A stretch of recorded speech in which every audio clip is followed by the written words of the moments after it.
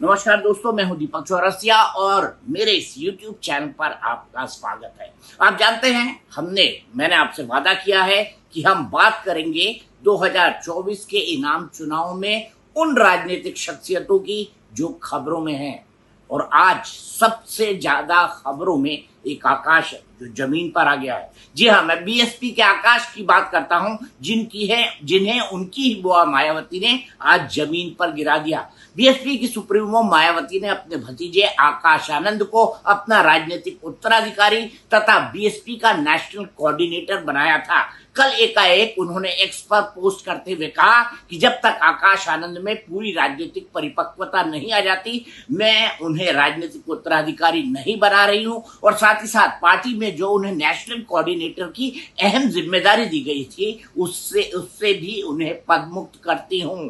कई लोगों ने मायावती के ये स्टैंड जानकर वो बेहद चौंक गए। सवाल उठने लगे कि आकाश आनंद ने ऐसा क्या कर दिया था। हाल ही में आकाश आनंद अपनी बुआ के ठीक विपरीत कई सारे टेलीविजन इंटरव्यूज में एक साथ नजर आए थे। उन्होंने टेलीविजन चैनल को सीरीज ऑफ इंटरव्यूज दिए थे। मुझे याद है, मायावती का आखिरी इंटरव्यू मैंने 2002 में किया था और 2002 के बाद मायावती ने टेलीविजन इंटरव्यूज देखने से तौबा कर ली थी। उसका कारण मैं किसी और दिन आपको बताऊंगा। ये भी बताऊंगा कि मायावती से जब मैंने पहला इंटरव्यू किया था तो उन्होंने टिकट बेचने के बारे में क्या कहा था। लेकिन बहस का मुद्दा आज ये नहीं है, बहस का मुद्दा आकाश आनंद है। आकाश आनंद क्यों खबरों में आए थे?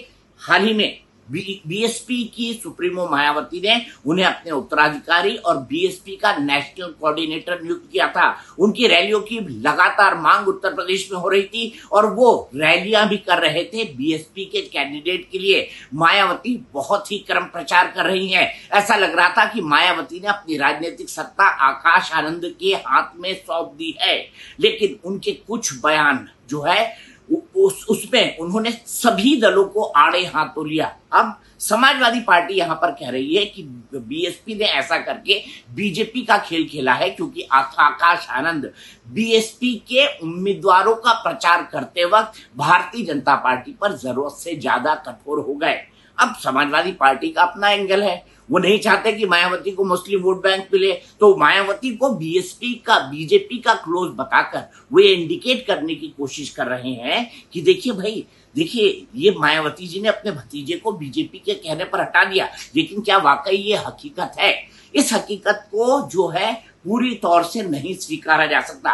ये हो सकता है और मायावती पर यह आरोप भी लगता है कि वो बीजेपी की सहूलियत के हिसाब से कैंडिडेट देती और बदलती रहती है। और मायावती ने हाल ही के दिनों में अपने कई कैंडिडेट्स बदले भी हैं। जौनपुर में धनंजय सिंह जो भी एक बाहुबली नेता है, उनकी पत्नी का टिकट भी उनमें से एक है। लेकिन हम विस्तार से बात करेंगे कि मायावती की इसके पीछे क्या राजनीति है और आकाश एकाएक बीएसपी के आकाश से जमीन तक कैसे आ गए। ये भी जानेंगे कि आकाश आनंद जो उनके भाई छोटे भाई आनंद के बेटे हैं, 28 साल के हैं, लंदन से एमबीए ग्रेजुएट है, वो किस तरीके से उनकी राजनीतिक सत्ता को संभालना चाहते थे और मायावती को क्या बातें चुभ गई। लेकिन सबसे पहले बात करेंगे आकाश की प्रारंभिक शिक्षा दीक्षा उनके भाई आनंद के बारे में और आनंद को बीएसपी में क्या जिम्मेदारियां मिली हुई हैं।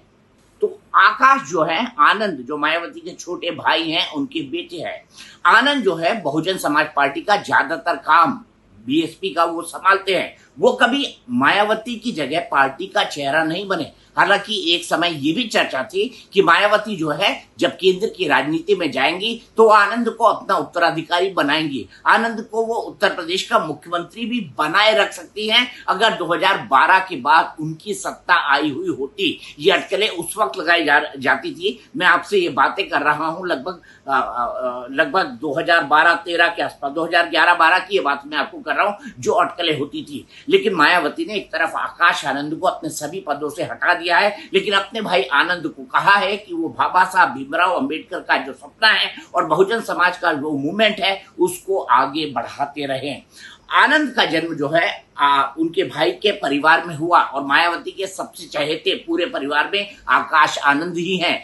उनकी हाल ही में उनकी शादी की गई थी। उनकी शादी बीएसपी के एक नेता की बेटी से की गई थी और मायावती ने हर काम की तरह इस विवाह को भी धूमधाम से किया था। बड़ी धूमधाम से ये विवाह हुआ था और आकाश आनंद 2017 में पहली बार बीएसपी के मंच पर देखे गए थे। 2017, जी हाँ, ये विधानसभा चुनाव था जब मायावती को बहुत उम्मीदें थी इस विधानसभा चुनाव में। 2017 में आकाश पहली बार बीएसपी के मंच पर दिखाई दिए थे। 2019 का चुनाव जब अखिलेश और मायावती ने साथ साथ लड़ा था, तब मायावती की सभी राजनीतिक रैलियों के अंदर मायावती के बगल की कुर्सी के सामने या बैठे हुए खड़े आकाश आनंद दिखाई दे जाते थे, और उसी के बाद से ये अटकलें लगने लगी थी कि आकाश मायावती के उत्तराधिकारी बन सकते हैं। 2017 में मायावती को झटका लगा, 2019 में मायावती को झटका लगा, 2022 के उत्तर प्रदेश चुनाव में बहुजन समाज पार्टी पूरी तरह साफ हो गई। अब 2024 का चुनाव है। अब 2024 के चुनाव में बीएसपी के सामने करो या मरो की स्थिति है, और ऐसी एक स्थिति के बीच आकाश आनंद को मायावती ने अपना राजनीतिक उत्तराधिकारी बनाया। और बीएसपी के कैडर को ये कहा गया, और बीएसपी के कैडर को जब मायावती कोई बात कह देती है तो ये पत्थर की लकीर हो जाती है कि आकाश आनंद को रैलियों के लिए बुलाया जाए। आकाश आनंद ने न केवल ताबड़तोड़ रैलियां की, बल्कि उन्होंने जो है लंबे टेलीविजन इंटरव्यूज देना शुरू किए, और इसी के बाद मायावती भड़कने लगी। आकाश आनंद के एक नजदीकी सूत्र जिन्हें मैं जानता हूं, उन्होंने मुझे व्यक्तिगत तौर पर बताया कि आकाश आनंद के इंटरव्यू दिए जाने से बहन जी बहुत बुरी तरह से भड़की हुई थी। मायावती इस बात से भी नाराज थी कि आकाश आनंद ने कई ऐसी सीमाएं क्रॉस करी, जिसके बाद एक एफआईआर उनके खिलाफ रजिस्टर हो गई उत्तर प्रदेश के एक जिले के अंदर, जिसमें उन पर आरोप लगे कि वो समाज में वैमनस्य फैलाने की कोशिश कर रहे हैं। वो लाठी, चप्पल और जूते से किसी की पीटने की बात करते हुए इस रैली के अंदर दिखाई दिए जाते हैं, और यहीं से आकाश आनंद के बहुजन समाज पार्टी के आकाश से जमीन पर गिरने का रास्ता साफ हो गया। कल जैसे ही तीसरे दौर का मतदान खत्म हुआ और जो पोलिंग जैसे ही खत्म हुई, उसके 1 घंटे बाद कई सारे ट्वीट्स में एक साथ मायावती ने आकाश आनंद को हटाए जाने की घोषणा कर दी। लेकिन इसके बाद राजनीति उत्तर प्रदेश में कैसे आई? बीजेपी ने इस पर क्या कहा? समाजवादी पार्टी ने मायावती पर एक बार फिर से इल्जाम लगा दिया कि वो जो है बीजेपी की सहूलियत के हिसाब से राजनीति कर रहे हैं। वही समाजवादी पार्टी को इसके अंदर एक बहुत ये बड़ी बात दिखी कि मुस्लिम वोट बैंक जो कभी कभी मायावती में चला जाया करता था समाजवादी पार्टी को छोड़कर, वो जो है वो अब बीजेपी पर अगर उनसे साठगांठ का आरोप लगता है तो वो समाजवादी पार्टी को एकमुश्त हो जाएगा। इसीलिए उन्होंने भी मायावती पर हमले बोल दिए। भारतीय जनता पार्टी ने इस पर क्या कहा? भारतीय जनता पार्टी ने इस पर प्रतिक्रिया देते हुए कहा कि मायावती जो है प्राइवेट लिमिटेड कंपनी की तरह अपनी पूरी पार्टी चलाती है, इस बहुजन समाज का मूवमेंट चलाती है। उन्होंने ये भी आरोप लगाया कि मायावती कभी सामान्य दलित के बेटे को अपना उत्तराधिकारी नहीं बनाएंगी, उनको भी मिला तो भतीजा ही।